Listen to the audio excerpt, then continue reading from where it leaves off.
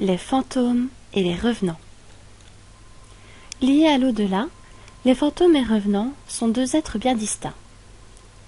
Issus du grec phantasma, comme les mots fantastique, fantasme ou fantaisie, fantôme signifie faire voir en apparence.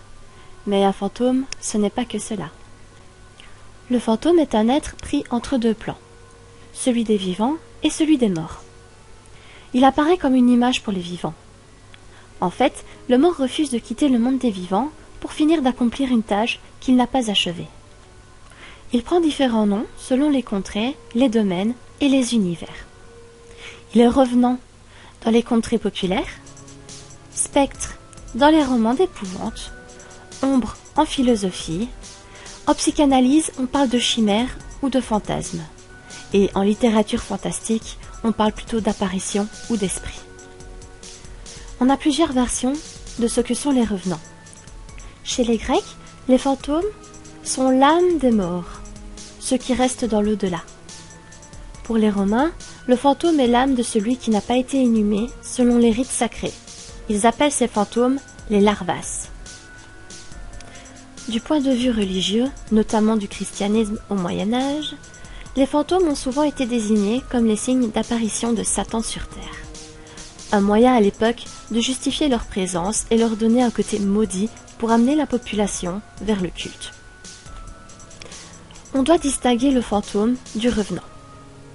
Le fantôme est l'âme d'un mort restant sur Terre dans un but précis. Cela peut être parce qu'il doit accomplir une dernière chose qu'il n'a pas eu le temps de finir à cause d'une mort prématurée. Il revient pour prévenir l'un des siens d'un danger imminent ou pour tenir une promesse faite de son vivant. Le revenant, lui, a eu une mort injuste et tragique, une mort indigne. Avide de vengeance, il revient hanter les vivants jusqu'à ce que son assassin paye pour son crime. Le seul moyen qu'il possède pour résoudre leurs problèmes est de se faire aider par un vivant, car étant éthérés, ils ne peuvent pas agir directement.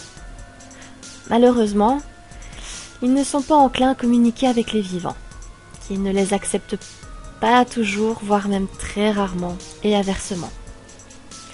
Que ce soit fantôme ou revenant, tous deux effraient. De ce fait, les vivants veulent les chasser. Difficile alors d'accomplir son ultime tâche. Cela reste quand même plus facile pour les fantômes dont le but est d'aider. Mais parfois, les esprits n'ont pas pour seul but d'effrayer les vivants, d'où les maisons hantées. Ce type de fantôme est connu sous le nom d'esprit frappeur. L'esprit, n'acceptant pas sa mort et restant sur terre, il effraie ceux qui viennent vivre dans sa maison. Cela peut être aussi quelque chose, une personne, qui pousse le mort à vouloir rester près de lui. Il n'accepte pas l'idée de quitter ceux qu'il aime ou son trésor.